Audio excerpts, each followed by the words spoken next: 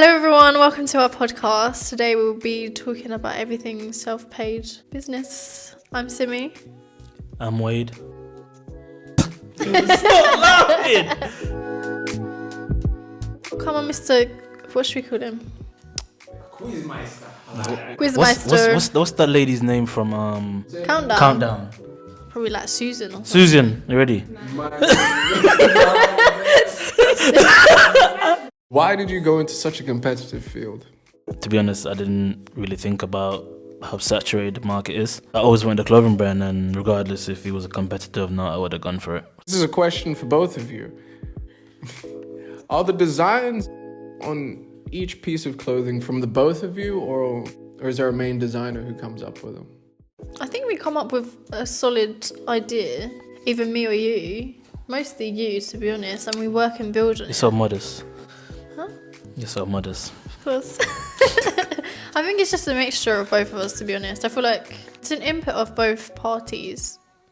Yeah, so... Why are you so serious? Huh? I'm looking at you. Just... Bless. So it's like, yeah, we kind of like bounce off each other. So if I come up with an idea and it's missing something, 90% of the time, Sim will fill that gap and she have an idea how to make it better. Can you describe to us your method for inspiration? He's trying to get me to give him my secrets. I be walking down the street and I get an idea and I write it down on my phone. Or sometimes I be dreaming and I dream of something and I was like, yeah, that's an idea. And I take a lot of words that's said on songs and I kind of give them a visual and bring them to life.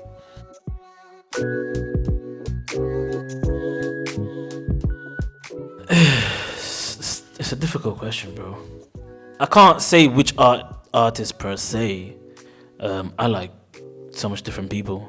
Even new artists, I will just hear something and it will just gravitate with me, and then that's what I'll pick. That's a very difficult question to answer. I can't narrow it down. How does it feel to work for SelfPaid? I love working for SelfPaid. It's literally become part of my life. I was actually on the phone sending voice notes to Wade the other day about basically pouring my heart out to him, how SelfPaid has become such a massive part of my life. To be honest, like, it's shaped who I am today and I enjoy it so much. I'm so grateful to be here. It was very emotional. It was. Could you tell us what you've learned, from SelfPaid? To be honest, I mean, I knew a lot about myself and the mindset and everything. Obviously, that's a massive value of self-paid, but I think a lot of it I kind of learned about business, stuff to be an entrepreneur, because obviously I was always really interested in business, but I feel like the stuff you learn in school is nothing compared to what you learn like in real life firsthand. So That is true. it's really interesting to get the good side of it and the bad, because obviously I know a lot of the time we get taught only the good side of business and what to do, but it's also like what not to do as well and what you will face and run into. Could you tell us your origin story? How did you discover SelfPaid? Well, that's for you, Simi. I was jobless. I needed a job. To be honest, I can't even lie. When I first met Wade. You got a new name. Nice. When I first met Wade, when I walked out of our meeting, I can't even lie, I said to myself, I've got this job. Like, how we got along and what I could provide for him, I already knew that I could kind of bring a lot of value, but also learn a lot too. Do you remember I asked you the first time? Oh gosh, no. I was reading the verse and I asked you to send me the verse. Is it? Yeah, that was the first thing I asked. What did I say? It was a good answer, to be honest. He told me how you'd market it, how you would narrow the niche down, and basically it wouldn't sell to everyone, but it would sell to a specific person. That is true. Good memory. Come on, Susan. Wait, go all night.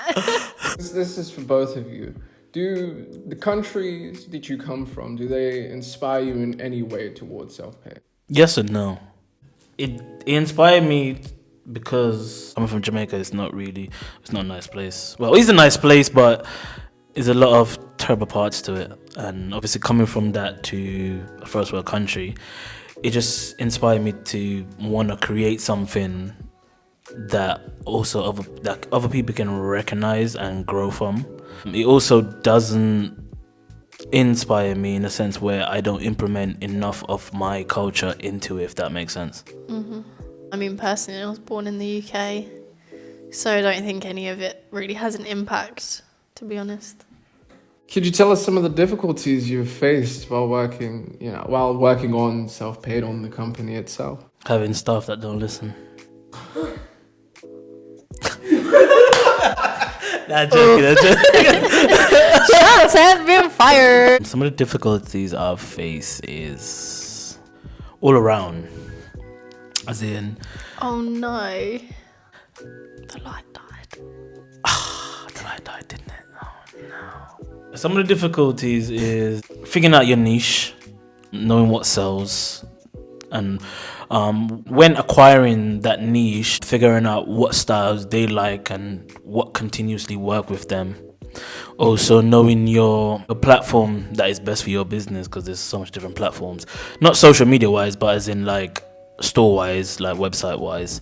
Other things I would say, which is probably the most difficult, is marketing. Branding not so bad, but marketing and sales is really difficult to actually crack a sales funnel, like to take your customer on a journey and make them actually experience what you're trying to sell them, what the lifestyle of the brand's about. But that's really difficult. I would say that is the most challenging thing ever.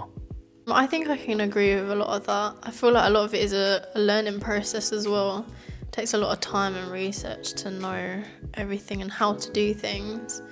I think as well it's actually hard to get people to interact with the brand as well, strangely enough. I feel like it's really hard to also get stuff off other brands as well.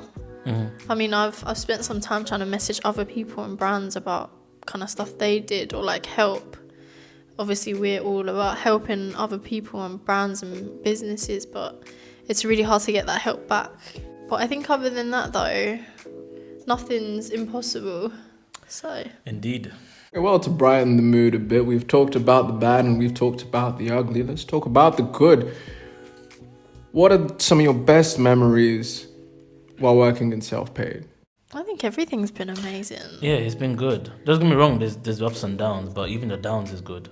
I feel like everything's so memorable, especially like I feel like even when we go to these events and stuff, nothing's like really serious. Yeah. Do you know what I mean? I feel like a lot of businesses, if you were to go out with the business or represent the brand, it's all about being really serious and all of that, but we just have fun, have a laugh. Like, I feel like we have a demeanor that is very overtaken. Yeah. So when we go places, we kind of like captivate and capture everyone. They necessarily might not like us, but it is what it is. As long as we stand out. As long as we stand out, yeah. What is next for SelfPaid? Well, podcasts are in our bright and big future, a massive part of our brand. Obviously, we've got the facelift coming. I don't think you can narrow it down to loads of specific things because you pick up things on the way too. Because I feel like we forever come up with like ideas, especially when we go to events and stuff. We come up with like the maddest ideas. Like we had one idea about the vending machine. Yeah. We was at HSBC pop-up event. Can't speak too much on it. We ain't trying to get other people to steal ideas. It's just such a great place to... Yeah, we always have ideas coming, and it's just loads planning for the future. Like, there's so much stuff. The way we're focusing the brand more on bespoke, one-off pieces. We're trying to cater to the custom pieces for certain people, while at the same time having our normal stuff that people like that works for our niche, but we're trying to move over to the more specific customization type of clothing. So it's like one-off pieces or a specific to a artist or fighter or whatever. Well, I mean, can we expect any collabs in the future? Oh yeah, for sure. Depends who it is. If there was anyone or any company you could collaborate with, who would it be? I'm even trying to sound stuck up, but I don't think there is. None.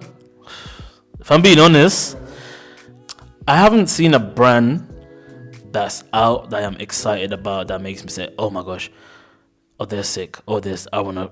I mean, I'm not talking just the brand, I mean a person as well. I know a few people personally that I would collab with. Heckle is one of them. Yeah, for sure. But Everyone else, not so much. Don't get me wrong, a collaboration is fine, but it's mostly to benefit both brand. But I haven't met anyone that I actually would want to like collab just for the excitement, regardless of the result. If I was looking to do a collab like that, I think I'll go across the Atlantic. It was meant to be like Across the a Atlantic. we'll do collab with a celebrity and a favourite artist. Well, you should have been more specific with your question. But that's what I said, if you could collab with anybody, who would it be? That's what you Don't say anybody. I said artist. I'll collab with Dave if I could. Dave's my favorite UK artist. I'll collab with Dave if I could. But I thought you meant like other brands. You should have been specific. You should have said not other brands, but I should do press conferences, shouldn't I? Yeah, it's so serious. I'm kind of sitting there like. Can we get a sneak peek into? Alrighty then. Into what? That joking finish. Into the facelift of the company. It is on the podcast. You It's can on the see it podcast there. Instagram. You can see something. Whether your eyes work or not. We'll give you hints, but we won't tell you exactly what it is. Thank you for tuning in to SelfPaid Podcast. We will see you next week for more information. What? You know what? We'll work with it.